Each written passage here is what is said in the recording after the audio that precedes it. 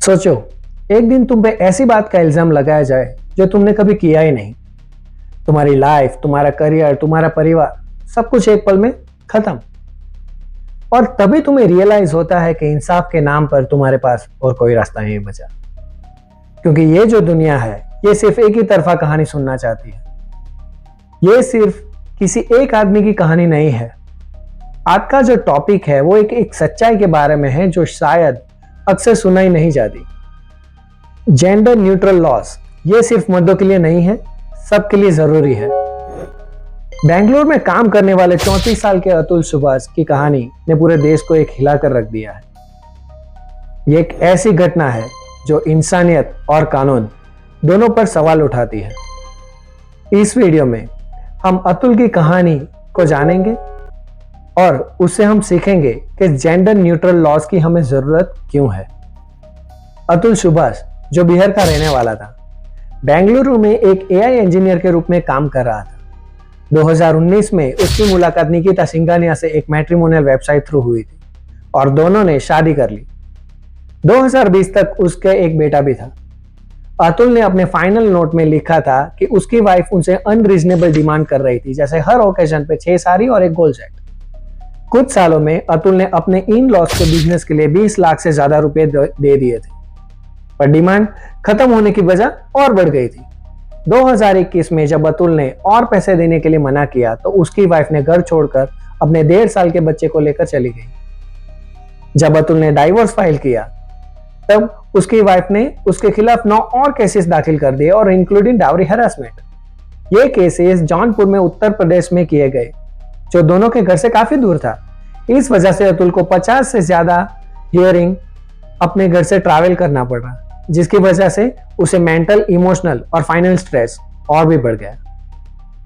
Initially Atul की wife ने 40,000 रुपए पर मंथ चाइल्ड मेंटेनेंस और 1 करोड़ का कॉम्पनसेशन मांगा।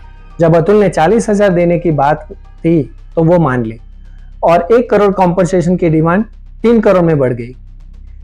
एक हियरिंग के दौरान अतुल ने जज के सामने अपनी परेशानी शेयर की और जज ने बिना समझे कुछ कह दिया कि तुम्हारे पास इतने पैसे होंगे तभी तो वो मांग रहा है।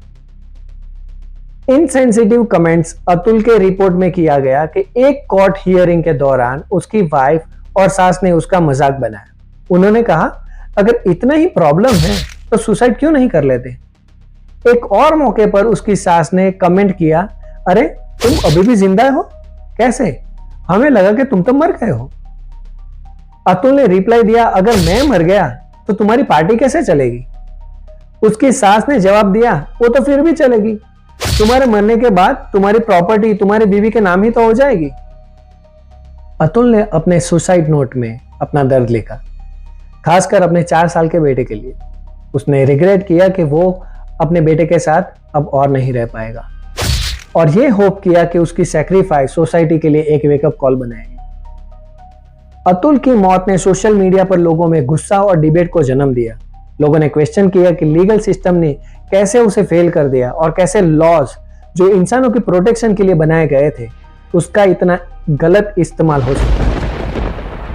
इंडिया के लॉज जो जेंडर सेंसिटिव बनाया गया था, क्योंकि एक समय था जब औरतें और एलजीबीटीक्यू कम्युनिटी को डिस्क्रिमिनेशन फेस करना पड़ता था। लेकिन क्या अब वो लॉज पुराने हो चुके हैं और क्या ये सब जेंडर के विक्टिम्स के लिए न्यूट्रल होने चाहिए। इंडिया के कुछ भी करंट लॉज जेंडर स्पेसिफिक है, यानी वो एक जेंडर के प्रोटेक्शन के लिए बनाए गए हैं, लेकिन दूसरे जेंडर के लिए उसका मिसयूज हो सकता है। For example, IPC section 498A anti dowry laws. यह लॉ बना था डोमेस्टिक वायलेंस और डाउरी के अगेंस्ट वुमन को प्रोटेक्ट करने के लिए, लेकिन नेशनल क्राइम रिकॉर्ड्स ब्यूरो के मुताबिक हर साल रिपोर्टेड केसेस लगभग 30% से ज्यादा तो फॉल्स होते हैं या इनसफिशिएंट एविडेंस के कारण डिसमिस हो जाते हैं। 2019 में सुप्रीम कोर्ट ने एक केस हाईलाइट किया, जैसे एक आदमी के खिलाफ झूठा डाउरी केस लगाया गया था। इन्वेस्टिगेशन के बाद पता चला कि यह सिर्फ उसका फाइनेंशियल एक्सटॉर्शन करने के लिए किया गया था।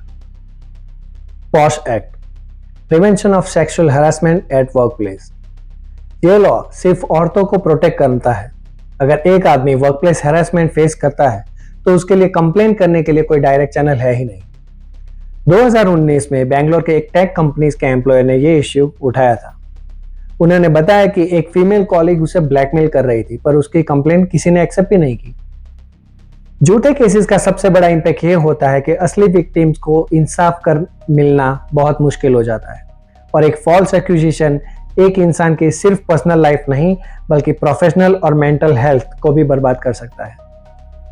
NCW यानी कि नेशनल कमीशन फॉर वुमेन के रिपोर्ट के मुताबिक 53.2% रेप केसेस इंडिया में 2013 और 2020 के बीच तो फेक किया गया था और मैलिशियस इंटेंस के अंडर ही किया गया था। एक मुंबई बेस्ड बैंकर जो 2020 में एक फॉल्स सेक्सुअल हरासमेंट के केस के चक्कर में अपनी जॉब खो चुका था, इन्वेस्टिगेशन के बाद अगर पता चला कि यह केस पर्सनल राइवलरी का नतीजा था, तब तक उसका करियर बिल्कुल खत्म हो चुका था।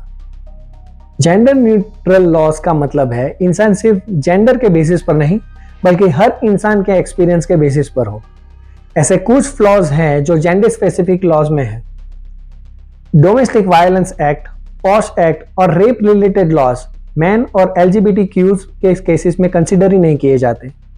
इस वजह से कई विक्टिम्स का पेन सुना ही नहीं जाता। झूठे केसेस के लिए अभी तक इंडिया में कोई स्ट्रिक्ट पेनल्टी नहीं है। अगर एक आदमी या औरत फॉल्स केस फाइल करता है तो मैक्सिमम माइनर फाइन्स या वार्निंग देके छूट जाते हैं। ये असली विक्टिम्स के लिए इंसाफ के लिए डिले करता है। एडवोकेट गीता लूथरा का कोट है, false allegation not only destroy lives but also the waste precious judicial time that could be used to serve real victims. Misuses of Section 375 and the 498A. कई ऐसे केसेस रिपोर्ट हुए हैं जहां relationship dispute को rape cases बनाया गया था। सिर्फ रिवेंज के लिए असली रेप विक्टिम्स को स्ट्रगल ट्रिविलाइज होता है। यह समझने की जरूरत है कि जेंडर न्यूट्रल लॉस का मतलब सिर्फ कहीं एक जेंडर के बारे में नहीं है और या किसी एक जेंडर को प्रेफरेंस देना नहीं है, बल्कि इसका मतलब यह है कि हर विक्टिम्स की बात सुनी जाए और हर अक्यूज को फेयर और ट्रायल मिले। कुछ सॉल्यूशंस ये भी हो सकते हैं कि यूके और कनाडा जैसे देश डोमेस्टिक वायलेंस के केसेस में जेंडर न्यूट्रल लॉस फॉलो करते हैं। इंडिया में ऐसे लॉ रिफॉर्म्स की जरूरत है। फॉल्स केसेस के लिए स्ट्रिंजेंट पनिशमेंट होनी चाहिए ताकि ऐसे केसेस कम हो और असली विक्टिम्स को इंसाफ की डिले ना हो। जेंडर को स्टीरियोटाइप्स को तोड़ने के लिए अवेयरनेस कैंपेन्स चलाना जरूरी है। इंसाफ का मतलब है बराबरी, ना ज्यादा ना कम। जेंडर न्यूट्रल लॉस ना सिर्फ मर्दों के लिए बाकी महिलाओं और LGBTQ कम्युनिटी के लिए भी जरूरी है। यह लड़ाई एक बेटर और बैलेंस सोसाइटी के लिए है। अगर आपको ऐसा लगता है कि यह वीडियो किसी की लाइफ बदल सकती है तो इसे जरूर शेयर करें और कमेंट में अपनी राय जरूर दें। Together let's fight for justice for all genders. This is Sameer signing off. Thank you.